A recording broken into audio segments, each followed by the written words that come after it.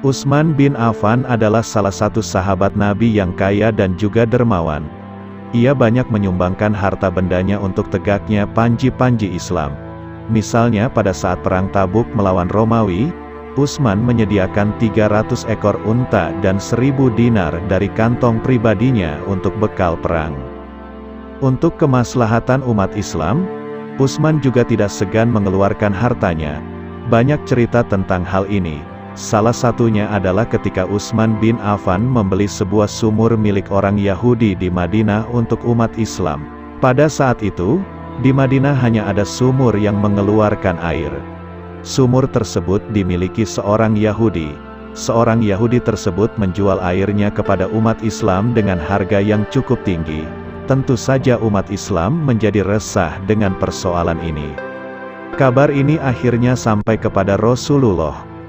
Rasulullah lantas menyeru kepada para sahabatnya untuk menyelesaikan persoalan air dan sumur tersebut. Beliau menjanjikan siapapun yang membeli sumur milik Yahudi itu dan mewakafkannya untuk umat Islam, maka kelak ia akan mendapatkan minuman di surga, sebanyak air dalam sumur tersebut. Utsman bin Affan langsung mendatangi seorang Yahudi pemilik sumur tersebut usai mendengar seruan Rasulullah itu. Ia bernegosiasi dengan Yahudi pemilik sumur.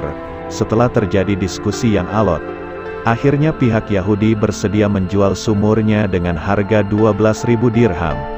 Namun harga itu tidak untuk semuanya, tapi hanya separuh saja.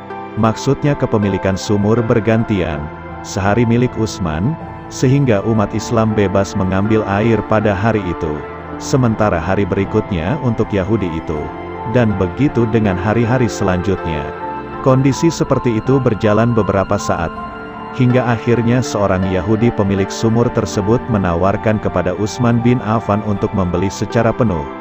Utsman mengeluarkan 8.000 dirham dari kantongnya untuk melunasi harga sumur. Dengan demikian, sumur sudah dimiliki Utsman bin Affan secara penuh. Sumur ini lantas diwakafkan sehingga umat Islam bebas mengambil air kapanpun mereka butuh.